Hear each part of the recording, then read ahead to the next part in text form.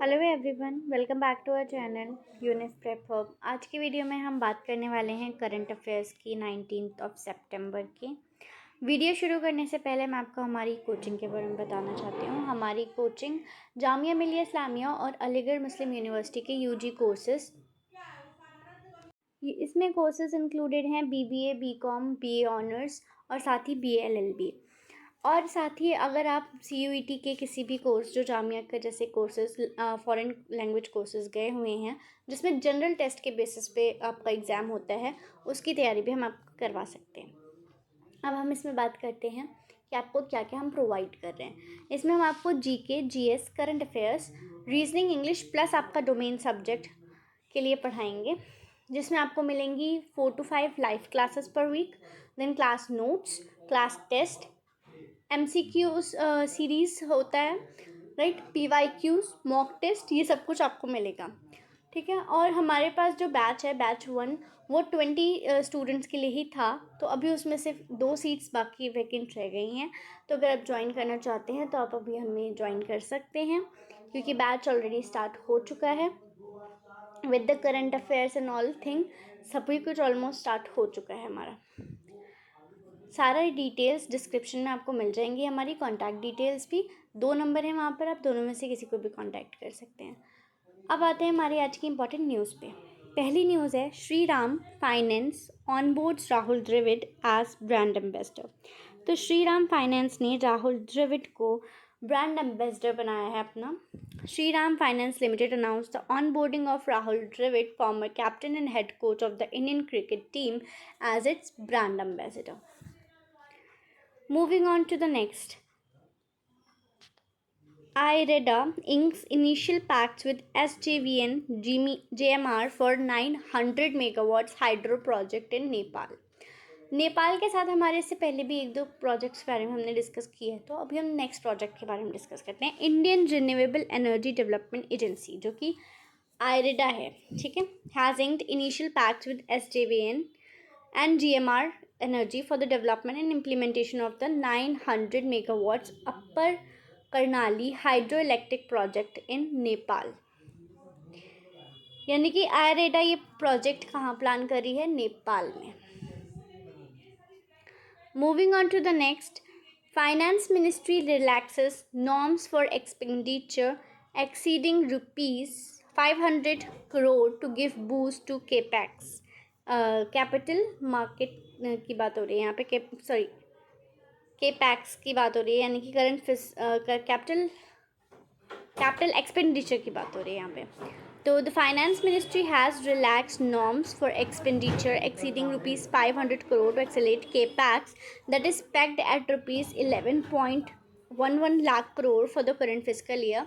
जैसे कि हमें पता है कि बजट में निर्मला सीतारमण, जो हमारी फाइनेंस मिनिस्टर हैं, उन्होंने कहा था कि जो बजट में कैपिटल एक्सपेंडिचर होगा वो 11.11 लाख करोड़ होगा, ठीक है। तो लेकिन इस ईयर का जो करंट फिजिकल ईयर है उसमें इलेक्शंस भी थे, तो गवर्नमेंट उतनी तेज़ी से ये चीज़ नहीं कर पाई है। तो यहाँ पर उन्होंने बोला है कि the finance ministry has relax norms लेके आई है फॉर एक्सपेंडिचर एक्सीडिंग ₹500 करोड़ से ज़्यादा का एक्सपेंडिचर होगा तो उस पर कुछ रिलैक्सेशन मिल रहा है, right, to accelerate the capital expenditure. Capital expenditure को अब इस फिजिकल ईयर को कंप्लीट करने से पहले बढ़ाने के लिए, जिसमें अभी हमारे पास 2 क्वार्टर्स हैं, तो उसके लिए ये लेकर आई है नॉर्म, ठीक है। I hope it is clear. Moving on to the next, LIC raises stake in IRCTC to 9.3% increase. LIC यानी कि लाइफ इंश्योरेंस कॉरपोरेशन जो है, उसने IRCTC में अपना स्टेक होल्डिंग जो है वो उसको इंक्रीज कर दिया by 9.3%। LIC has hiked it stake in the IRCT, जिसका फुल फॉर्म है Indian railway catering and tourism corporation, to about 9.3%. LIC's holding in the railway sector, Mini Ratna PSU, has increased 2.02% in the period December 16 to 2022 to September 11, 2024 via open market purchases. Life Insurance Corporation of India has increased its shareholding in equity shares of IRCTC from 5 5,82,22,948 to 7,43,79,924, यानी कि 7.278% से 9.298%, जिसका अगर आप decimal वो करोगे, deduct करोगे तो 9.3% हो रहा है। ठीक है, तो मेन बात इसमें यही था कि कितना स्टेक था और कितना अभी उसने इंक्रीज़ कर दिया। Moving on to the next thing, that is Defense Ministry clears Navy's rupees 2,500 crore plan for unmanned vessels with capabilities to attack submarine.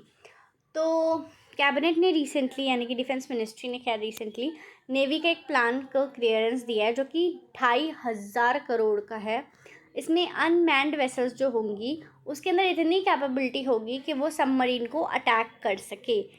So it is about defence, about our security, तो ये बहुत ही important बन जाता है। तो आइए देखते हैं इसमें। Defence ministry has given approval to the Indian navy's plans worth rupees 2,500 crore to build 100-ton unmanned underwater vessel। 100 ton की होगी ये अनमैन्ड अंडरवाटर वेसल, ठीक है। The navy has also focused on increasing its unmanned long range surveillance capability. Unmanned अब long range surveillance भी करनी है इनको, ठीक है, with the induction of drones like MQ-9B and Drishti Hermes 900 along with the ones plan for the future. तो in future ये अपना ये भी ला सकते हैं अनमैन्ड लॉन्ग रेंज सर्विलेंस। अभी क्या आया है, अभी आया अनमैन्ड वेसल जो सबमरीन को अटैक कर सकती है और इसका बजट है 2,500 करोड़।